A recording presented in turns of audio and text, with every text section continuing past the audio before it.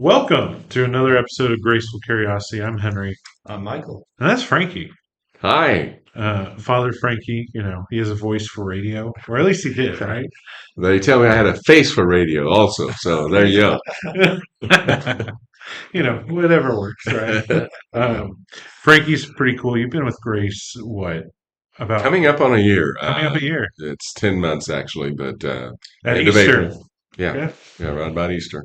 yeah, we It's got my a late first one Sunday. this year, so That's right. all works out, right? It did.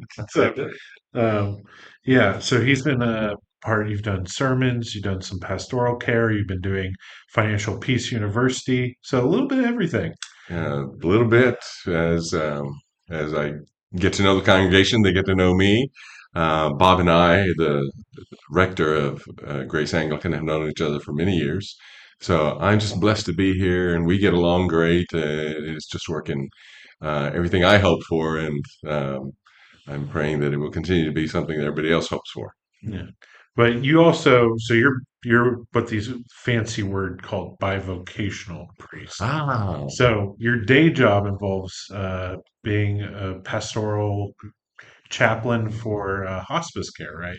Or something. You probably have a more official title. bivocational. Does that mean I have two jobs, or that my work is divided in two? Yeah, it's one of that. It's One of one of them. those. Uh, but I am. This is what I do at Grace Anglican on weekends and as needed during the week, like pastoral visits and whatnot. And during the week, I'm a chaplain, technically spiritual care coordinator with a hospice agency in Houston called Harmony Cares Hospice. And my role there is to assist the patient and the families who are in our care to, we used to tell people that, and the belief is out in the community that hospice is 1 foot in the grave and one on a banana peel. It's no longer that way.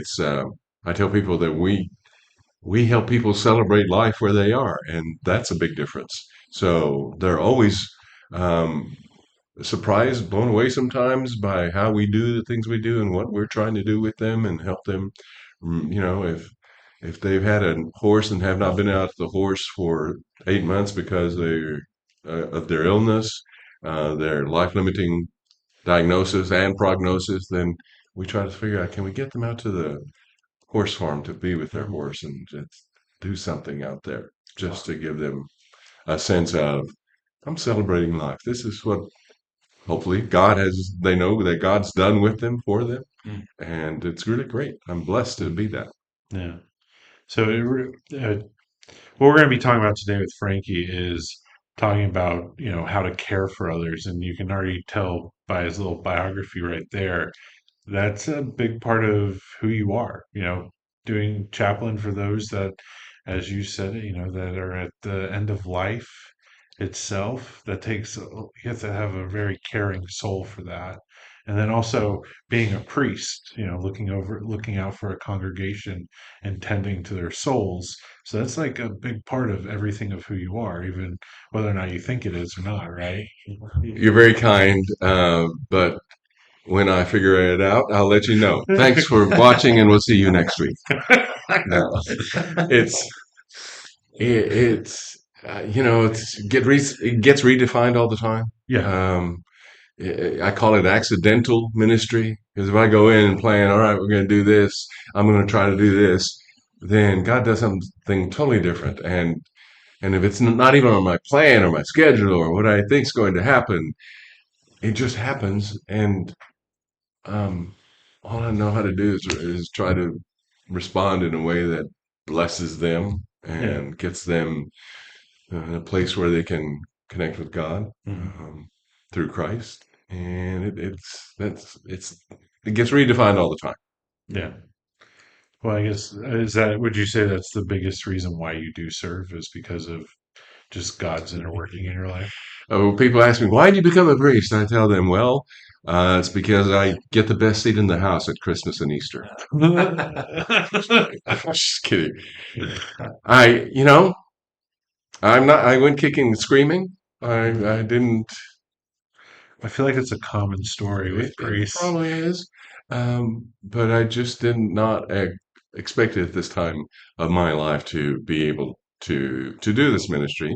I'd been in radio for years, and then moved into healthcare, and I don't know, just God made it happen. But as I look back in being presented this topic by you guys that we're going to talk about, um, looking back, I have been doing some sort of care, um, spiritual care, not necessarily always pastoral. Yeah. There's the difference pastoral, healthcare, and whatnot. But it's been care that I've been doing for a long time. And I remember the first time it happened was in high school. I was a senior in high school, working as an orderly. If you know what an orderly is, you two are like me, old. An orderly is a person that now they're called the certified nurse assistants. They're the aides in the hospital that do hygiene and care, and refill your water and bring you food and whatnot. Not the nurses, but the next level of care. And in high school, I was that at a nursing home. So after hours, I'd go and get there after school and either bring people to the cafeteria or bring their food to their room or feed them and then change them for the evening if they couldn't change themselves, shower them, bathe them, change the bedding, whatever needed. And I was doing that. And then right before I graduated was we were close to making our senior trip, and the word was out: don't skip any school, because if you skip school, you'll not be going on the senior trip. And I was working, and one of the wives of our patient who had severe cancer of the face. I mean, sorry, half of it was gone. You could see inside the cavity to the nasal cavity, and you'd have to clean out the scabs from all the. It was a sad case, and he was blind. He couldn't see because there was another cancerous tumor on this side, just a slit. Um, but he and his wife were there in the nursing home, and she asked me if I could sit with him and just help her take care of him. And so I did that for about almost 48 hours without going home without anything, just, um, doing what he needed, what she needed, what I could do, and stayed in the room with them and whatnot. And finally, on the night before he passed, I said, I need a little sleep. They said, come back in the morning. Well, right before I was getting dressed to go back in the morning, got a call that he had passed. But that's the first time I realized that I was taking care of somebody that it could have been like hospice care Yeah. before hospice was around, because the hospice didn't come into the country until the early 80s. But before that, it was hospice, and it was care, certainly. And I don't know why she asked me, because we had two other orderlies, and they were bigger guys, football players and whatnot, and I was in the band, and yet they picked me to ask, and school said we won't count this as an absence because of what you're doing, and Wow. went from there. Yeah. Mm. So, but that's the first time I remember that there was something I was doing that was beyond what I thought I wanted to do, Mm. whatever. Yeah. I remember it fondly. Wow. Mr. Fulcher, bless your heart. Mm. Yeah. Well, thank you for sharing that story. That's tremendous. And so, we've been talking about this idea of care. Hmm. Now, what does that sort of look like in the context of pastoral ministry specifically? Yeah, you know, I think there's four areas, not categories really, but areas in which um, pastoral care, gets defined and redefined. And the first is the theology of care, the actual practical training of those in charge of a church, primarily, not exclusively, because you guys who are leaders in the church, you have a, a mantle about you for care as well. Youth, man, we got to do a session on you and youth, man. That'll bless everybody. And your teaching, brother, it's amazing. So I'm just I'm not as knowledgeable as either of you, so I'm just going to wing it here. But there's this theology, well, this pastoral care training that clergy goes through, Mm. the theology of it, tools for it, and whatnot. So that's training for care. And then there's the theology of the cure, which is also care. the theology of the cure of um, the people over whom we have charge, pastoral care, pastoral being shepherd and Right. shepherd of the souls and all that goes along with that. So what is that responsibility and hope we have as leaders in the church to care for the people in the church? Mhm. That's the second level of care. Another level of care, and they're not hierarchical or anything like that. And another level is the care that the church um, is experiencing and feeling. Okay, so what do they think care is, and what kind of care do they think is happening in the church they belong to which they belong? Sorry, to which they belong. Mhm.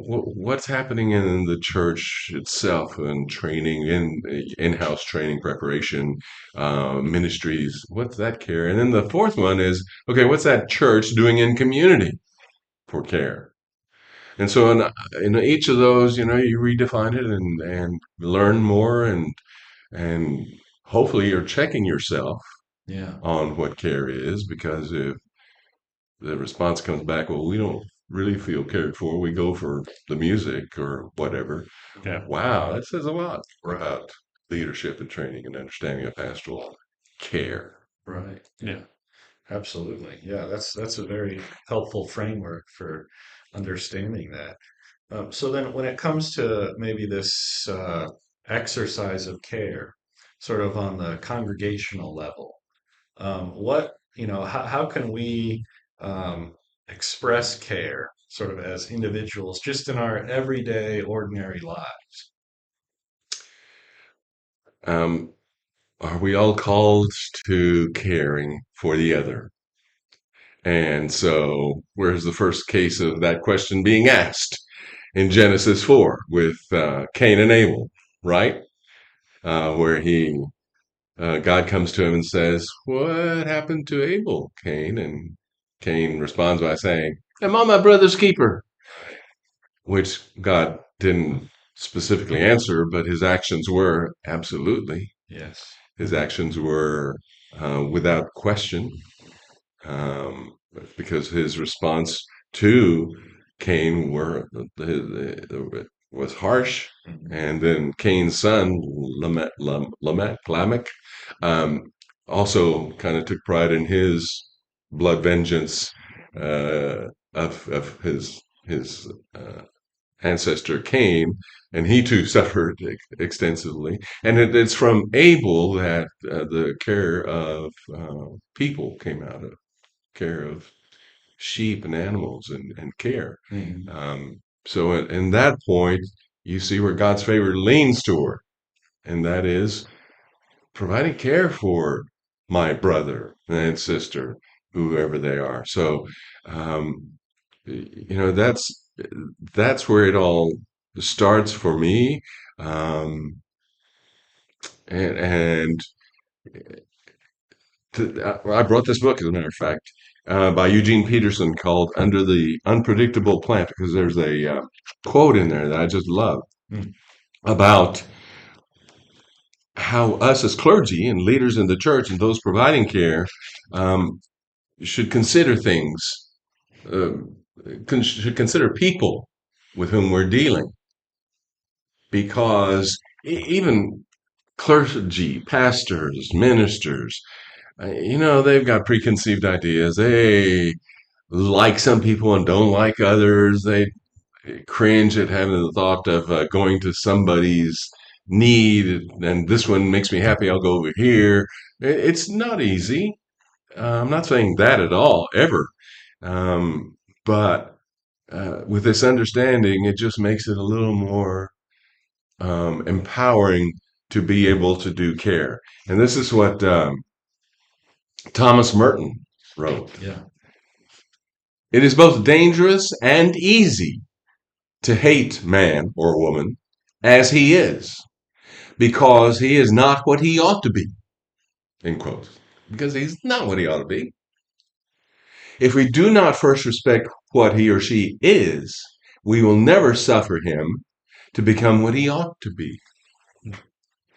in our impatience, we will do away with him or her altogether. We discount them if we think there's no value in them. No, this isn't going to help. They're still going to continue to be whatever. There's not going to be a change. It takes. I'm not Jesus. Let Jesus do this, and so on and so forth. And it goes on further to say we as Christians, if we treat the stuff under our feet as dirt, then if we think that's what it is, then we're going to treat it like dirt. Right. What if we thought that the stuff under our shoes, where we're standing, where we're working, where we're living, what if we thought that that was topsoil and that it was full of nutrients and bugs, um, uh, healthy soil and diseased components, and you still have to work it to make it fruitful and bring life? What if we thought of the congregation as topsoil and started working with the congregation, whatever their warts and pimples, because I've got a lot of those, you know. Hmm. And if somebody had not taken the time to provide care for me, and I'm sure you have your stories on when you experienced care that was clearly from God through other people. If I can't understand that, I don't need to be in the business of ministry. I will then be a paid religious professional, and that's all I have. And um, that's my hope, is that I can come across people, whether it's in hospice or in the church or at the grocery store. It's a it's a tough task, and if you measure by your 100% perfection in that, you will fail. But still, if the intent is there, I think we will honor and please God with the way we treat those we're supposed to provide care to, That that, potentially. that notion reminds me a lot of what C.S. Lewis called the weight of glory in the essay by that same name, where I don't know that I've read that. he has this observation that if you interacted with others in light of, what they could be in the glorified and resurrected body, right, of eternity in heaven with God, that would just so profoundly change how you interact with them, in just your ordinary daily life. Because yeah, that potential of each individual, you know, is so transformative in Hmm. how we engage with each Wow. other. Yeah. And then it's called The Weight of The Glory. weight of glory. Yeah. I will look that up. Mm. Sounds great. Interesting that connection there between Yeah. Lewis and Merton. Peterson or Merton. Yeah, in that regards. In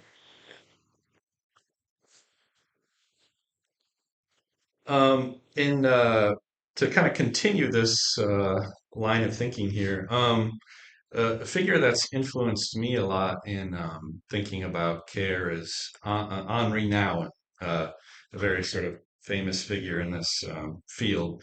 But he has this book or a text that he's probably most famous for called The Wounded Healer. And in that, he makes this observation that as human beings, we've all endured trials and tribulations and adversity and suffering, and that is sort of forms a kind of commonality that we can have with the individuals that we are ministering to who themselves are suffering.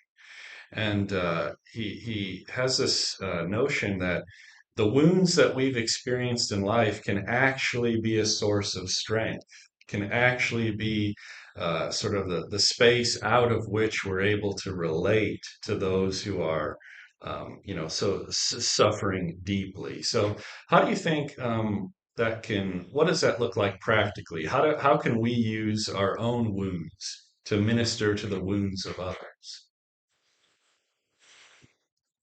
Um, that is a profound question when it comes to care, because one has to be careful that if I were doing it, that my care is not therapy. It's not self-serving. It's not for my healing, Right.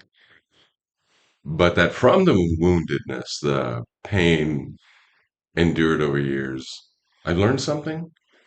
I've experienced things that give me a strength and perhaps knowledge that might be helpful to the other. Many things I think I can talk about in that. One is I've had humble jobs all my life. I started working when I was 9 as a shoe shine boy in my uncle's barber shop. And so it was humbling to go up to these men and, can I shine your shoes for a quarter? Boots, 35 cents. Okay, I was looking for boots. Yeah. But, to get rejected, 98% of the time, probably. It's just humbling to go up and be the shoe shine boy. Even at that age, I thought, okay, and why am I working at 9 years of age? But Yeah. my uncle asked me, and it was money, and I thought I'd take it, and kept working. 12 at age 12, I was a busboy at a restaurant for a couple of years, weekends and after school, and during the summer I worked the morning shift. I hoed cotton, meaning you chop the weeds in between cotton plants so that they wouldn't suck the life out of the plants, and just go, well, in the heat of the summer in West Texas, go up and down rows with a hoe and just knock everything down. You go to the restroom and there are 15, 20 other people working with you. You have to, it's humility to do that kind of stuff. The orderly, yeah, I wore a white smock and I, felt like I looked like a doctor. And I was showering men, wiping their stuff, and taking their dirty diapers and bedding and cleaning them up in bed and whatnot. A lot of humility in those things, Yeah. and I know that helped for me. As far as the recipient of care, I was an atheist for a time, about a decade, and when I came to Christ, it was in a church that had been praying for me. And when I showed signs and glimpses of wanting to be around, they accepted me and made me feel like one of them without beating me over the head with the Bible. Mhm. And they were Bible believing, uh, charismatic Christians, and they didn't treat me that way. They just made me feel like, and I felt like I was part of the group um, for the longest. It made me very aware of meeting them where they are. You know that phrase, and treating them perhaps like a prodigal son, and do that. It was incredible. And then the last thing I would share with you is that my wife and I, she had she got pregnant. She gave birth to a baby boy um, on Good Friday, and we were expecting to be discharged the next morning. And I stayed in the room and had the baby over in the room and whatnot. The next morning, took him back for the exit exam, and we found out that the chamber of the heart that pumps blood into the body had not formed, and that he was alive because we're all born with a little vessel that does cross over, but it disintegrates at 36 hours. So they expected that would go, and once that happens, he's not getting any oxygen anywhere. And so uh, we've lost a child, and that week that he did live with us, I have to tell you, that probably still is the closest I've ever felt to God because of the way because of the way that people took care of us by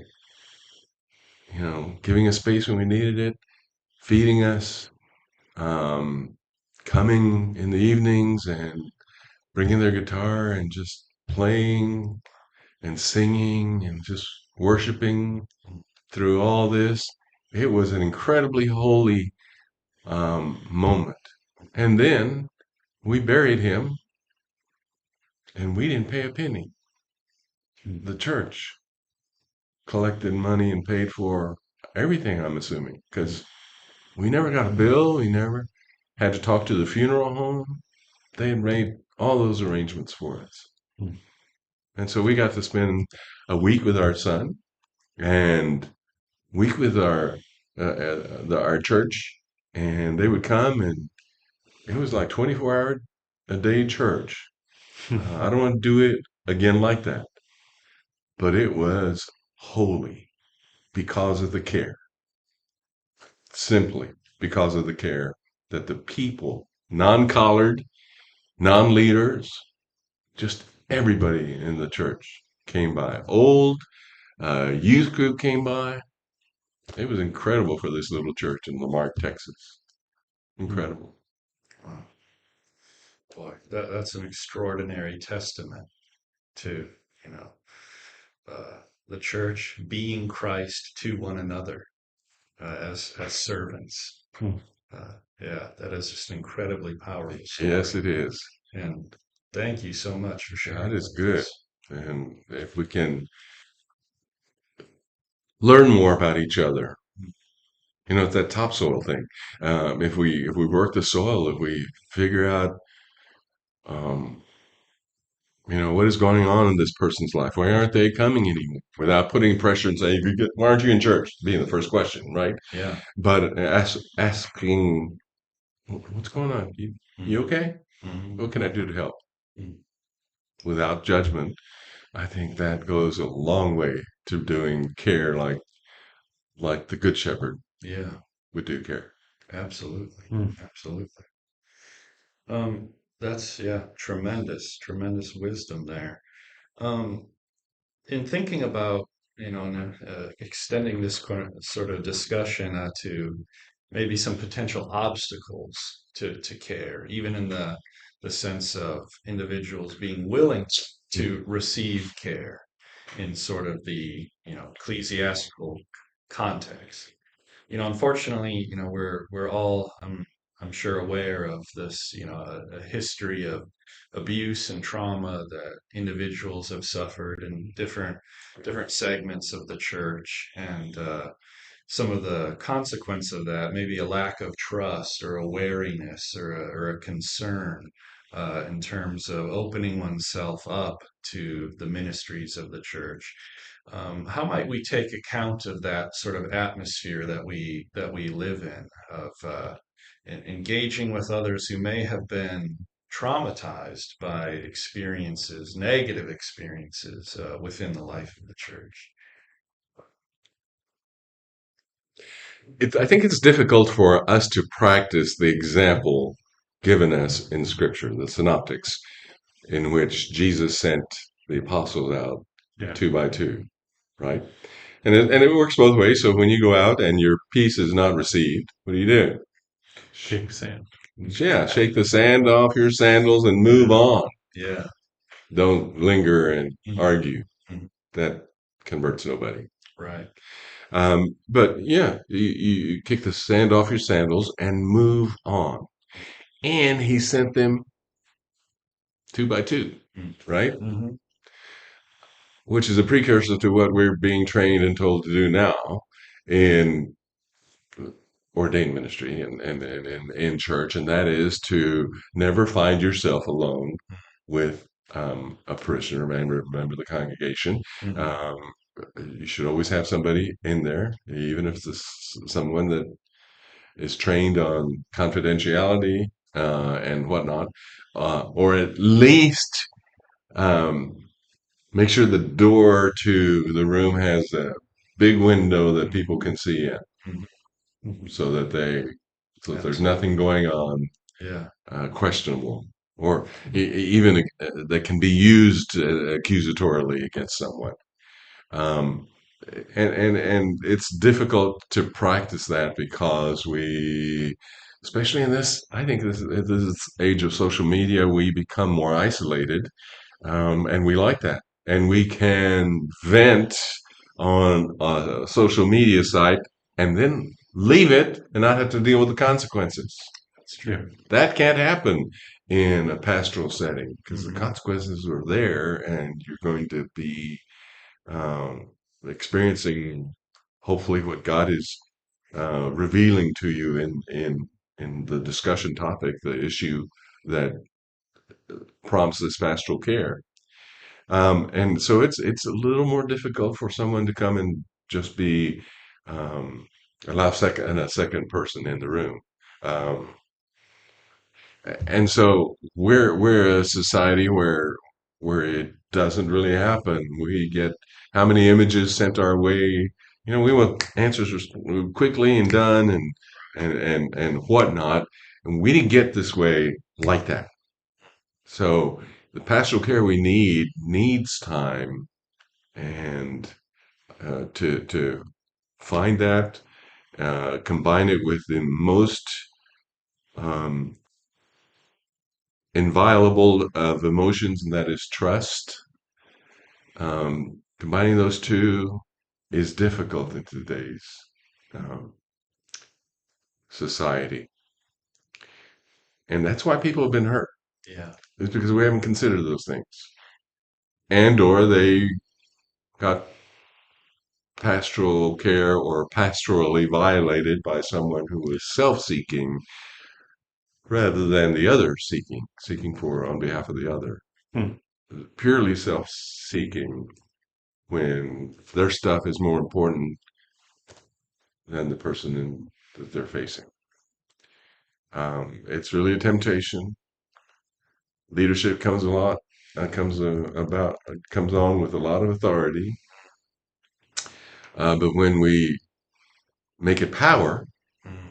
it becomes problematic. You know, authority is granted to you by someone else. Power is when you take it on yourself. I'm going to do this. And when we act out of power instead of authority, we get in trouble. Right.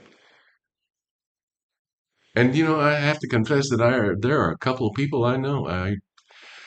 I keep uh, regretting this and have a lot of remorse for the fact that there are a couple of people who I made run away from church because of my response. And one of them was um, a director of children's education, and they wanted to do something special in Sunday school between the services. And what I did in the service before was just extend. I did instructed Eucharist instead of the regular 55 minutes that it was. It went an hour and 20, and it pretty much ruined what she had planned to do for Sunday school. And so after she said, "Why did you go so long?" I said, "Hey, I'm in charge here. I do this." And that's the last I saw her. And I have regretted things like that. And we just act out of it, you know, out of the self, out of the natural, out of, hey, I'm wearing this collar for a reason. Even though I didn't say that the collar was getting really tight on me after I did that. You know, it's like, ugh, okay, God. But she left. And I regret that to this day, that I acted out of my own stuff instead of what God's called me to do. It happens. It Yeah. just happens, and they're wounded. Um, and the church has never wounded me, so I don't. But you know, there are a lot of people who walk through life wounded by the church, hurt by the church, Yeah. um, and all we can do is love on them and try to be not the church that hurt them in the first place. Mm. Yeah.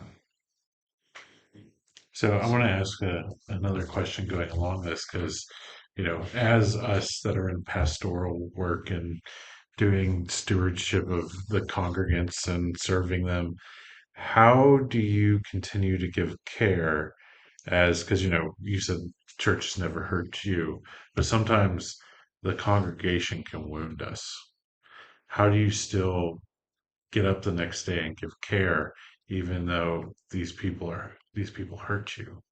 Mm. How do you still serve a congregation even when, its congregants hurt you from time to time? Um, what do I expect from church? Yeah. Well, how do I expect my fellow members of the church to act and be and think.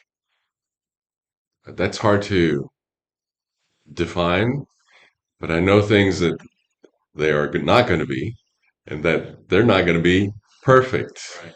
Yeah. They're not going to be trained probably to speak in a pastoral context. They're going to act out of their emotion and thoughts um, and conflicted by the ways of the world and the ways of church. They're going to be playing soccer on Sundays instead of church where I'd really love for them to be, and they're just not going to be the congregation uh, that gives me the identity of this color. Yeah. Um, and I have to love them with all that stuff. They will hurt, and I um, don't doubt that it can be really harmful, um, but it can't be only the congregation. There's two parties involved. Yeah. Um, yeah, and there are many clergy who struggle with the pastoral role of what we're called to do. Yeah. They're more the CEO kind of Yeah. clergy, you Yeah. know. Uh, but in the end, it's ongoing training, it's ongoing awareness, it's being involved with the people, loving them like Jesus, loving them first, like God loves us first before we love Him.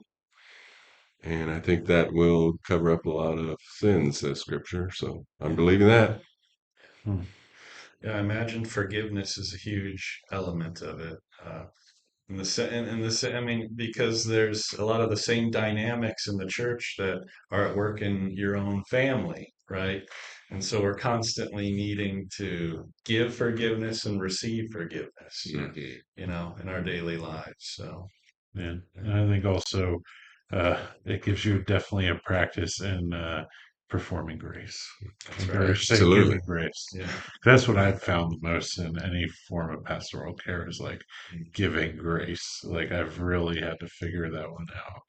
And I think my Mhm. own ministry has benefited me once I did figure it out.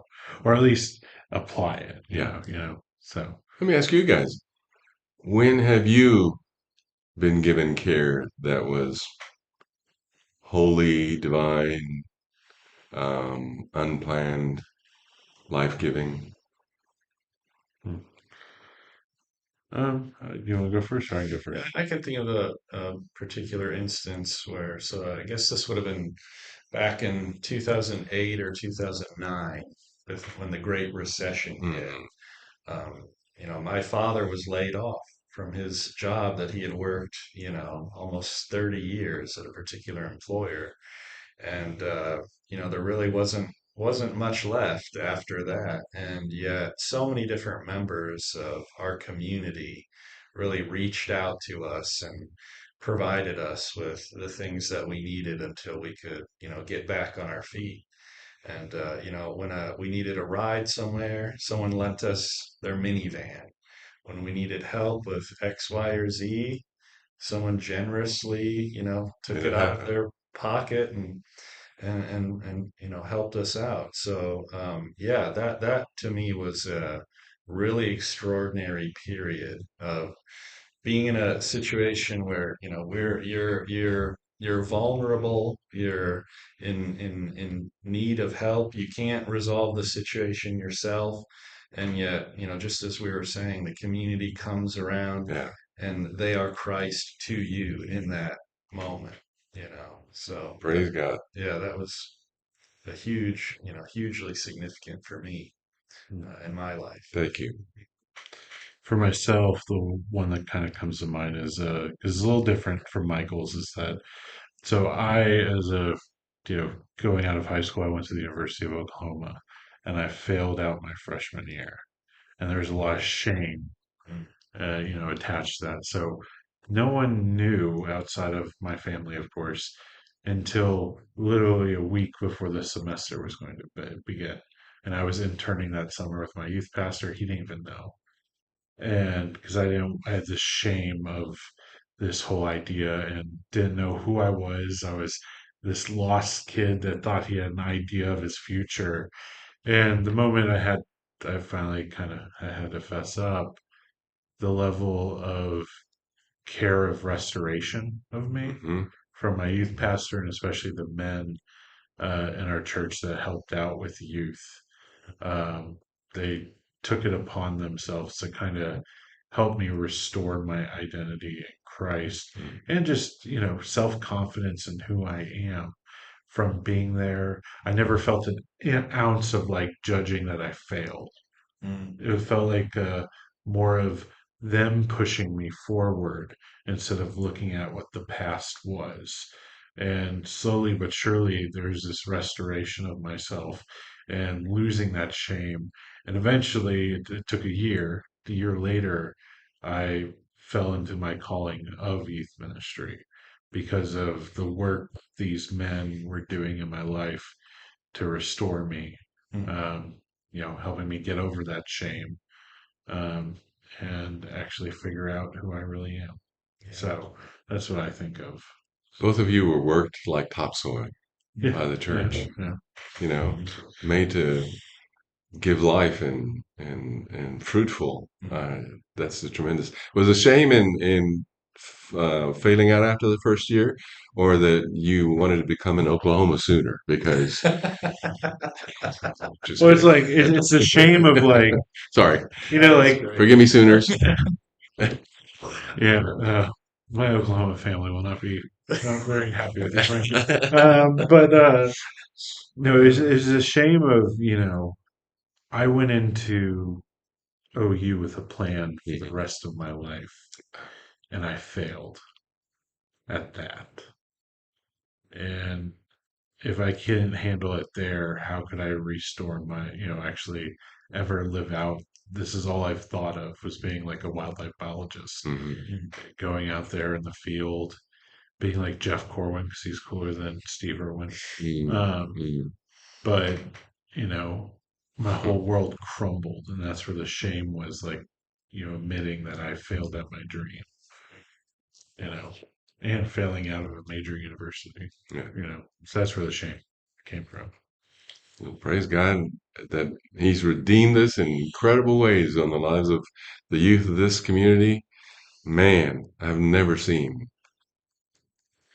such a witness by the children, the youth, by the Yeah, kids Mm. about what's going on in youth ministry. It's yeah, powerful. yeah. I can't take credit half the time I wing it. So, isn't that the theme of youth ministry? Is Yeah, youth? yeah, it's true.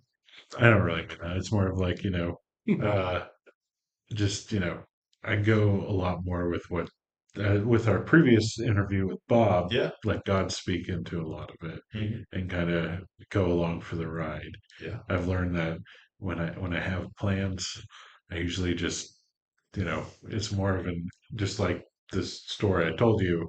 It you know it tears myself apart, and it's like that's not what that's not what matters in the end. So Yeah. I've learned to trust. That's been a big thing in youth ministry, is just Mhm. trusting God and His vision, not my own.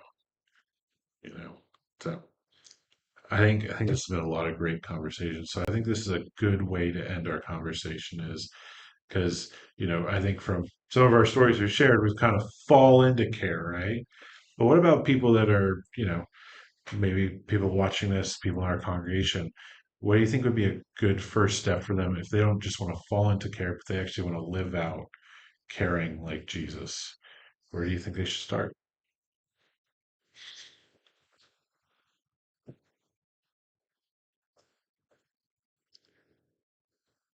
Um, you got to do something in the church, ideally, coming from this perspective. Uh, Start in the church. What can I do to help? Um, it can be a range of things from parking lot ministry to altar guild to um, I'm a big Reggie Joiner, the Orange Church kind of where an adult should be available for a young adult to hang out with and support and do that kind of pastoral ministry.